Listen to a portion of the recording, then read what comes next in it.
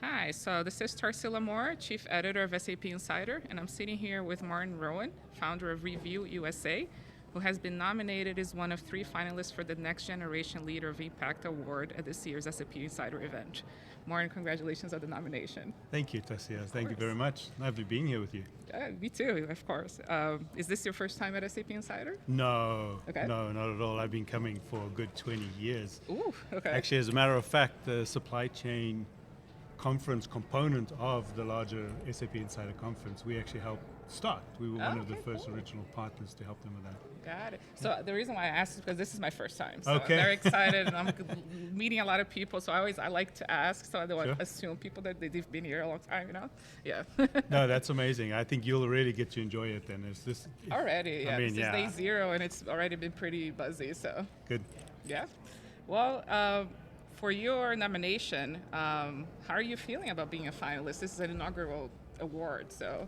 Yes. To be completely honest, one of our team members submitted me, and it was I was very honored to be submitted, but I think I was definitely far more honored to actually become a finalist. I mean, like I said, I've been coming to these events for many years, and I've seen some spectacular people, speakers, attendees, just good teachers. And so just to be kind of categorized in that grouping is pretty cool. Nice. Well, the award, for everybody listening, that is probably going to be posted this after the event, but the award is happening tonight, so we don't actually know the results. But yeah, the anticipation is high. I know, right? It's been and it's been like a crazy sort of a time period because everybody's travels has been kind of crazy. Yes. So yeah, it's been a very hectic. So for anybody who might not know about Review USA, what does it do and how does it work with SAP? Yeah, as mentioned, we've been at it now for a good 20 years, and Reveals has a simple premise in that we believe that it's not just about the technology. It really does come down to people, process, and a smart use of technology. Too often we implement technology for the sake of technology and hope it's going to change the world, and we then end up not really using it well because we didn't do all the fundamentals well, i.e. we didn't really teach the people how to do things. We didn't help them understand the job's going to change. And so we came in with a simple premise that said, hey, everybody puts the technology in, every company wants to put it in, but then it's a little bit like giving a 16-year-old the keys to a car and saying, okay, now go drive, without actually teaching him how to drive. And so in many ways, that was the opportunity, and that was 2005. Now 21 years this year later, we've come to realize that there's a lot of opportunity to help companies do better, and that's a lot of why we even exist. We talk about our tagline as transforming what matters is because we want to make a difference in the business. Yeah, that's like probably the best description for change management that I've heard. 100%, right? And the thing is, people don't understand what really change management means. They tend to think it's a newsletter or an email or a communication at a town hall, but it really doesn't. It really comes down to how do I change as a human being, right, to do something different? There's an old comic out there that says, everybody wants change, nobody wants to change. Yeah. Right. And it's great because it's so true. And I think one of the things that's become really good for us is that we've learned that by helping people use the technology, apply it the right way, they're able to achieve significant results for the business. So this isn't just about a human improvement. This is also actually has a tangible business benefit. So much so that we're at a point now after 20 years that we're actually guaranteeing certain results to businesses on this basis that says, hey, we can guarantee you a return within 12 months or your money back on a little, because we know that the technology works, and then you can apply the right change management in the humans to be able to drive the value, uplift their own empowerment, right, and knowledge, and then drive the business. So it services both. Yeah, I love that. To sort of piggyback on that, you've said to me before that people as a topic is your favorite subject. You've kind of already answered that a little bit, but how would you unpack that in the sense of what does that mean for technology, for the industry? Yeah. I think I've come to believe over the years that, we tend to think that businesses exist, or people exist for businesses, right? So there's a business, they got something, and then we hire people for it. But I've come to realize that I think it's the other way around. I think business exists for us as humans to be able to find not only pleasure but purpose in the things we do, and technology is an enabler of that.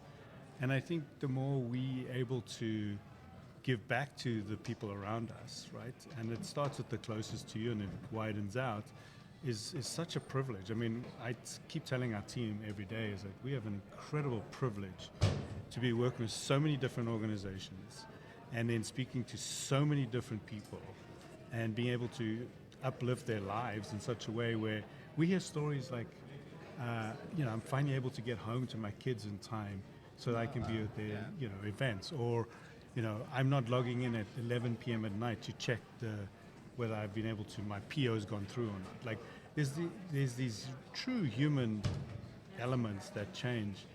And so when you bring all of this to a company and you actually not only give them the value that they're looking for, so that they can at least justify the spend, you're bringing all these anecdotal behaviors and stories to the business, which really creates a different sense of culture, right? Yeah. Think about it. You talk about retention, you think about empowerment and accountability and responsibility and giving people the tools to actually do their job in a way they actually want to do it and love doing it is just life-changing. Interesting. So the focus on people, almost like an expected outcome, was a healthy work-life balance. 100%. 100%. And actually so much so that we've even additional anecdotal stories is we've had spouses come to us. Interesting. And say things like, you know what, this is amazing. My husband, my wife, whoever comes home and they're happier, they're less stressed, they're not, overworked and overwhelmed. And so it's that part of it. And it's interesting though, it's almost, to us, that's a primary success. Yeah. Yet it's not celebrate as much as the business success. I got you, yeah. Right? Yeah. It's the money that matters. It's not counts. quantifiable, right? Right. Yeah. But actually, when we really smile, our favorite kind of success fact, if you want, is when people hug us when we leave. Because they go like, we don't want you to leave. It's funny because from these answers, I can kind of infer the answer to the next question, but let me let you talk. Sure. How would you define your leadership style? So, somebody once told me, there's so many definitions for leadership, right? It's influence, it's this, it's that. But I heard, my best definition I ever heard is if you're leading, you're in front and you kind of look back and there's nobody following you, you're not leading.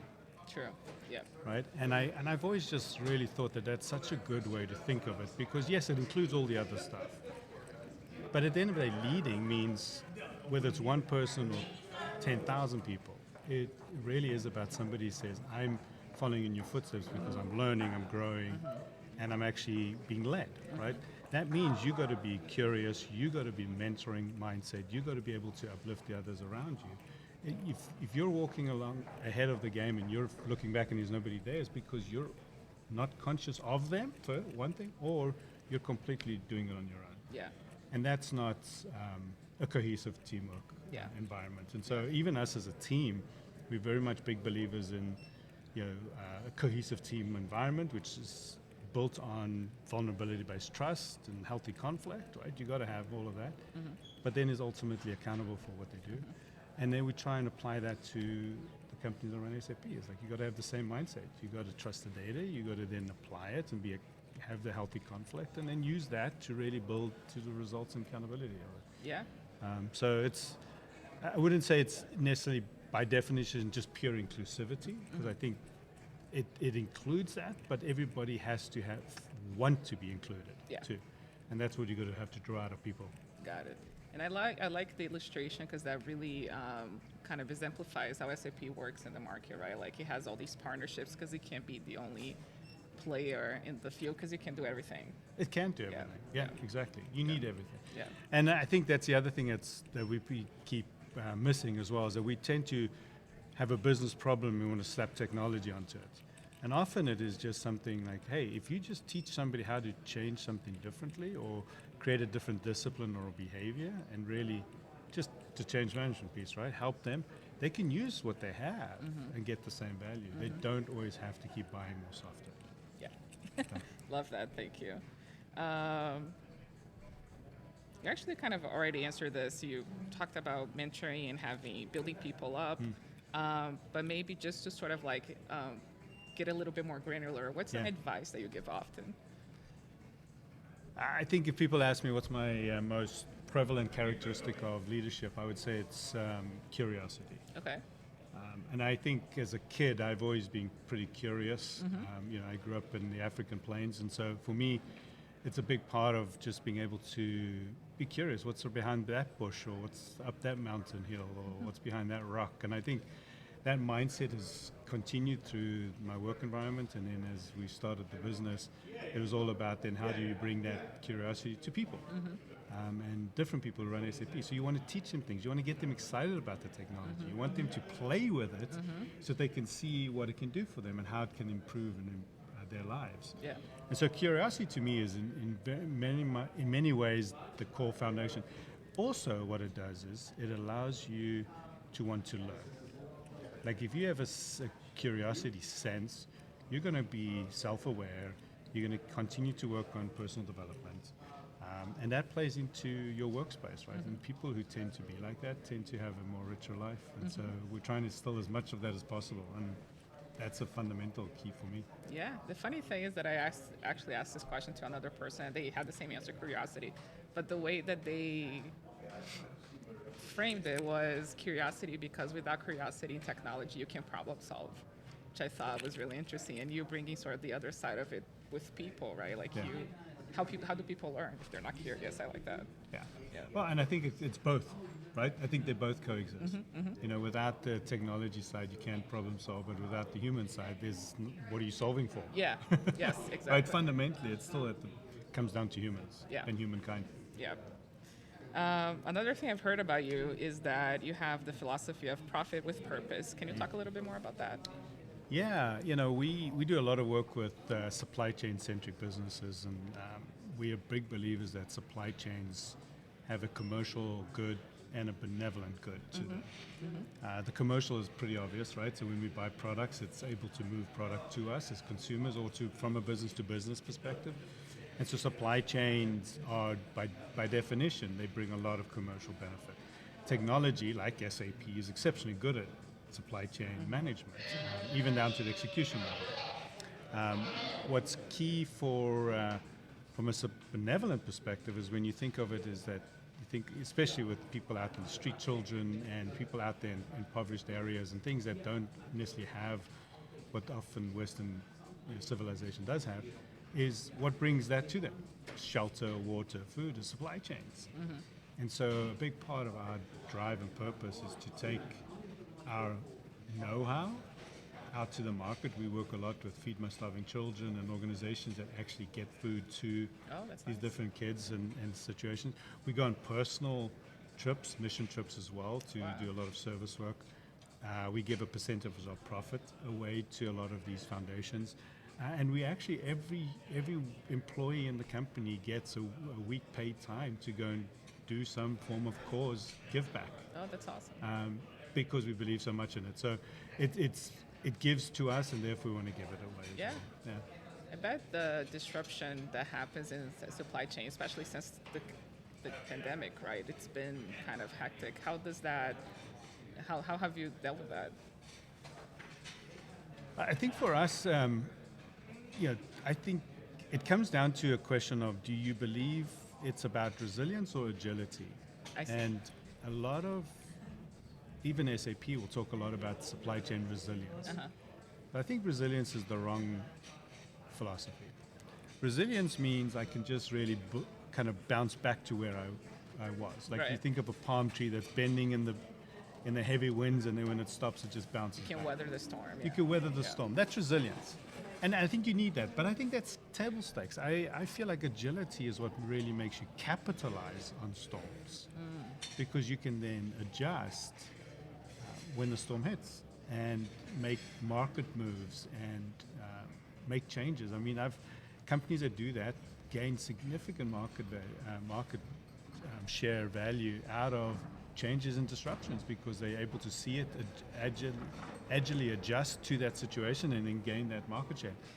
People who don't just kind of go back to the way it was and hope things are just going to be better, and they're usually the ones who suffer, right? So I think in the supply chain is the most exciting world to live in because everything's changing all the time. Yeah. It's going faster and faster and faster. Yeah. Technology's changing, and people are really being impacted positively and negatively with it. And so if we can the costs associated with it. the costs associated with everything, right? Yeah. Which is again why we're fundamentally so focused on the human side of it, because if you can educate and uplift the human component and the employee component within an organization, you wrap that with the right technology, you can have incredible results. And why we, again, are so happy to be able to offer guaranteed models around and say, look, we can give you your 20%, 30% inventory savings or cost reductions or revenue improvements because we can deploy a educated workforce, your workforce, to get it done. Yeah. And that's just a great story. Yeah, I love that. Thank you. Just to wrap up, what do you want the next generation of leaders entering the SAP space, or maybe even the supply chain space, to know or believe about their potential? That's a really good question. I would say, I think a lot of young people are fearful of where things are at right now. There's a lot of talk about how junior positions are being eliminated by AI, and but the reality is that the junior team members become senior team members, become business leaders, right? So if they go away, then what's the sustainability of the business? So the reality in many ways is I think companies that are trying to do that are a little short-sighted because you've got to still continue to bring new blood and new ideas to the company. So I would say for those that are new and up and coming, I would say just, again, be curious, but continue to just adjust and be agile. Look for the companies that actually invest in their people and go with those companies. Yeah. And from what I heard you say, also believe that you have a place, right? Because the future needs you. Absolutely. Believe you have a place because the future, I love what you said there. Yeah, it's exactly right. And, I've got, 20-year-old kids, and they're entering the workforce in a way that I've really love watching because they're leaning in on the changes, but they are also understanding of the challenges that come. One's in the medical field, and there's a lot of change happening there. Yeah. Speaking of supply chain and healthcare, oh my gosh. Oh my word! Yeah, I mean those two are two very dramatically challenging areas. And my other daughter's in the health side for animals, so both pretty challenging worlds, and AI and technology is playing a big role. But they have a place and they have a vision. And the other thing that they have is they've got an incredible sense of love for what they do and for whom they're doing it with, whether it's the animals or the people. And I think that's what drives their purpose. And so I'm very, very, very proud of them specifically, but more importantly for the young people out there in the market is, follow your purpose. I don't say don't chase your dreams because I think sometimes that's a little crazy. Look, I'm never going to become a professional baseball player, even if that is my dream. Right? Yeah. But my purpose is something different. My identity and who I am is different. And so if I can lean in on that, that'll make a difference. And when you do that, I think the organization that deserves you will find you. Nice. Well, Martin, thank you so much for sitting with me, and best of luck tonight. Thank you very much. I appreciate it. Thank you.